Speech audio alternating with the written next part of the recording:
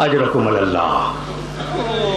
یہ جملہ کہا، آرام سے سن لو، کچھ جملے سن لو. یہ جملہ کہا، بی بی اپنے حجرے میں آئی، شکایت کر کے باپ سے اپنے حجرے میں آئی، اور اب بی بی نے اپنے باپ پر گریہ شروع کیا. صبح ہے، بی بی اپنے باپ پہ رو رہی ہے، دوپہر ہے گریہ کر رہی ہے، شام ہے گریہ کر رہی ہے. ایک دن بی بی اپنے مسند سے ٹیک لگائے ہوئے لیٹی تھی، اتنے میں علی آئے. بنت رسول، آپ پر میرا سلام ہو. اور بنت رسول سننا بھائی، مدینے والوں نے آپ کو سلام کہا ہے اور کہا ہے کہ آپ اپنے رونے کے لیے کوئی وقت معین کر لیں، اس لیے کہ آپ کے رونے سے ہمارے کاروبار دنیاوی میں خلل پڑتا ہے. فتنفست السعداء، شہزادی نے ایک ٹھنڈی سانس لی اور کہا ابو الحسن مدینے والوں سے کہہ دیں کہ ان کے رسول کی بیٹی انہیں زیادہ دن پریشان نہیں کرے گی. ابو الحسن کہہ دیں کہ ان کے رسول کی بیٹی انہیں زیادہ دن پریشان نہیں کرے گی. ابو الحسن، یہ پیغام تو تھا مدینے والوں کے لیے، اور آپ سے ایک خواہش یہ ہے کہ آپ میرے لیے جنت البقیع میں ایک حجرہ بنا دیں جس میں میں اپنے بچوں کو لے کر جایا کروں اور اپنے بابا پہ گریہ کروں. علی نے اپنے ہاتھوں سے جنت البقیع میں ایک حجرہ بنایا. بی بی کا، جس کا نام بیت الحزن ہے، بی بی کا یہ دستور تھا کہ صبح سویرے اپنے بچوں کو لے کر اس حجرے میں تشریف لے جاتی. حسن، حسین، زینب، ام کلثوم. دوپہر تک بیٹھ کر اپنے بابا پہ گریہ کرتی، دوپہر میں اپنے بچوں کو لے کے آتی، کھانا کھلاتی، حوائج ضروری سے فارغ کرتی، اس کے بعد پھر بچوں کو لے کے جاتی. شام کو پھر واپسی ہوتی. دن گزرے، ہفتے گزرے، مہینے گزر گئے.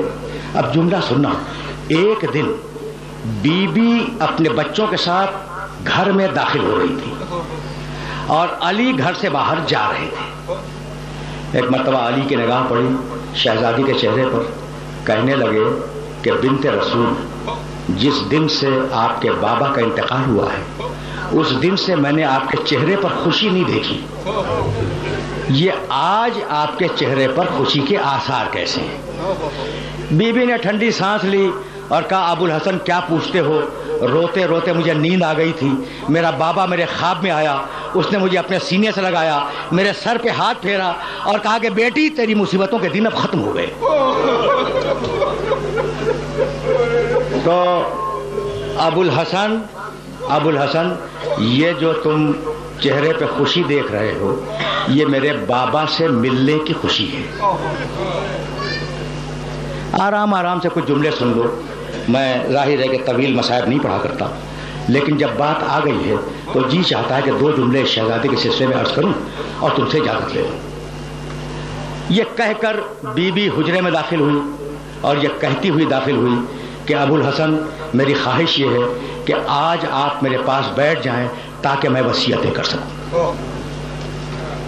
علی باہر جا رہے تھے، پلٹ آئے، حجرے میں آئے، کہا ابو الحسن دونوں بچیوں کو کنیز کے حوالے کرتے ہیں تاکہ بچیاں کنیز کے ساتھ چلی جائیں، مجھے آپ سے وصیتیں کرنی ہیں. اور دونوں بیٹوں سے کہیں کہ جائیں نانا کی قبر مطہر کی زیارت کے لیے. بچیاں گئیں کنیز کے پاس، حسن و حسین گئے نانا کی قبر کی زیارت کے لیے. شہزادی نے کہا ابو الحسن دروازے کو بند کر دیں. علی نے دروازہ بند کیا، آ کر شہزادی کے پاس بیٹھ گئے. کہا بنت رسول اپنی وصیتیں بیان کریں. کہا ابو الحسن میری پہلی وصیت تو یہ ہے کہ اگر میری خدمت میں کوئی تقصیر ہو گئی ہو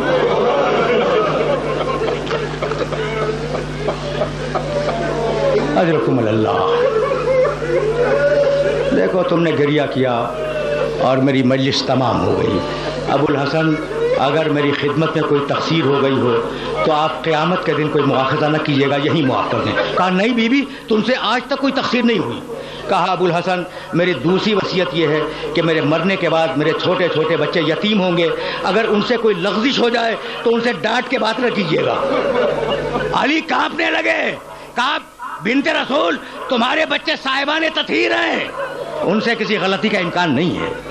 کہا ابو الحسن میری تیسری وصیت یہ ہے کہ میرا جنازہ رات کی تاریکی میں اٹھایا جائے اور میرے دشمنوں کو میرے جنازے میں شرکت کی اجازت نہ دی جائے۔ اور ابو الحسن میری چوتھی اور آخری وصیت یہ ہے کہ میرے دفن کرنے کے بعد مجھے بھول نہ جانا، کبھی کبھی میری قبر پر سلام کے لیے آتے رہنا۔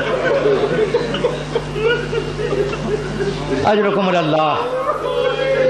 صدائیں بلند ہو گئیں اور اب ظاہر ہے کہ میں تقریر کو اپنے مرحلے پہ لے آیا، اب اس سے زیادہ زحمت سماعت نہیں دوں گا۔ علی نے وصیتیں قبول کی۔ ایک مرتبہ علی نے رو کے کہا کہ بنت رسول تمہاری وصیتیں تو میں نے قبول کی، لیکن اب میری بھی کچھ وصیتیں ہیں، انہیں قبول کرو۔ پہلی وصیت تو یہ ہے کہ میں جب تمہیں بیاہ کے لایا تو میں مفلس تھا، تمہاری خدمت کا حق ادا نہ کر سکا، تو اپنے بابا سے میری شکایت نہ کرنا۔ میری دوسری وصیت یہ کہ اپنے بابا کو میرا سلام پہنچا دینا اور انہیں بتلا دینا کہ ان کی امت نے میرے ساتھ کیا کیا۔ اور میری تیسری اور آخری وصیت یہ کہ میں مرنے کے بعد بھی سلام کے لیے آتا رہوں گا، لیکن شرط یہ کہ جب بھی سلام کروں اپنے کانوں سے جواب سلام سنوں۔ بی بی نے وصیتیں قبول کی۔ علی و فاطمہ، راوی بیان کرتا ہے، علی و فاطمہ بیٹھے ہوئے گریہ کر رہے تھے کہ اتنے میں زور زور سے دروازہ پیٹنے کی آواز آئی۔ بس آخری جملہ سننا اور مجھے اجازت دینا۔ شہزادی نے کہا ابو الحسن دیکھیں کہ یہ دروازے پہ کون آ گیا۔ علی نے پکار کے پوچھا دروازے کے باہر کون ہے؟ ایک مرتبہ روتے ہوئے بچوں نے آواز دی کہ بابا ہم آئے ہیں۔ ایک مرتبہ علی قریب گئے، دروازہ کھولا، دیکھا کہ حسن حسین دروازے پہ کھڑے ہیں اور رو رہے ہیں۔ کہا بیٹو میں نے تو تمہیں نانا کی قبر کی زیارت کے لیے بھیجا تھا، یہ تم اتنی جلدی کیسے آ گئے؟ تو دونوں بچوں نے رو کے کہا کہ بابا جب ہم نانا کی قبر پہ پہنچے تو ابراہیم خلیل اللہ کی آواز آئی کہ یا رسول اللہ فاطمہ زہرا کے یتیم آ رہے ہیں، تو بابا کیا ہماری اماں دنیا سے گزر گئی؟ اجرکم اللہ، اجرکم اللہ۔ آپ نے گریہ کیا، تقریر تمام ہو گئی، اب آخری جملہ عرض کر رہا ہوں۔ علی و فاطمہ نے وصیتیں کی اور اب علی باہر آئے، علی باہر آئے، مسجد میں بیٹھ گئے۔ شہزادی نے کنیز سے کہا یہ میری تقریر کا آخری جملہ ہے، تم نے گریہ کیا، مجلس تمام ہو گئی۔ اور تم جانتے ہو کہ میں طویل مصائب نہیں پڑھا کرتا، آج میں نے بہت مصائب پڑھ دیے، فقط آخری جملہ سنو اور مجھے اجازت دے دو۔ علی مسجد میں آ کے بیٹھ گئے۔ بی بی نے کنیز سے کہا کہ میں اب حجرے کو بند کر رہی ہوں، جب تک ذکر الہی کی آواز آتی رہے اس وقت تک سمجھنا کہ میں زندہ ہوں، اور جب ذکر الہی کی آواز بند ہو جائے تو جا کر علی کو اطلاع دے دینا۔ کنیز دروازے کے باہر بیٹھ گئی۔ ایک مرتبہ ذکر الہی کی آواز بند ہوئی، کنیز دوڑتی ہوئی مسجد میں آئی، ہمت نہیں ہے کہ علی سے کچھ کہہ سکے۔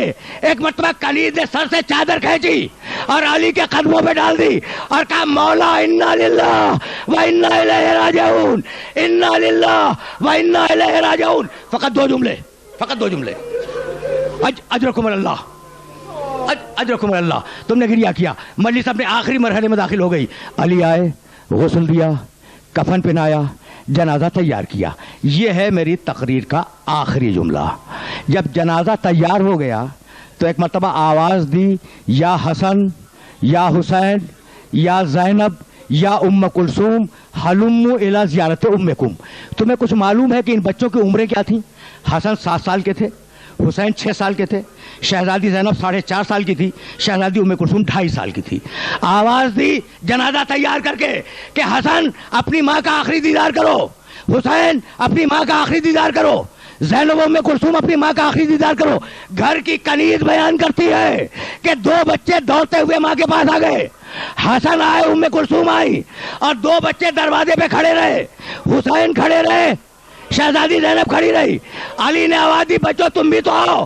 حسین نے رو کے کہا کہ بابا ہم اس وقت تک نہیں آئیں گے جب تک اماں ویسے نہ بلائے جیسے مریم نے عیسیٰ کو بلایا تھا. بس یہ سننا تھا کہ فاطمہ زہرا کے بندے کفن ٹوٹ گئے. ایک ہاتھ نے حسین کو بلایا, ایک ہاتھ نے زینب کو بلایا. دونوں بچے آ کر ماں کے سینے سے لپٹ گئے. ایک مرتبہ جبریل نے آواز دی کہ یا علی بچوں کو ماں سے الگ کرو ورنہ کائنات میں زلزلہ آ جائے گا.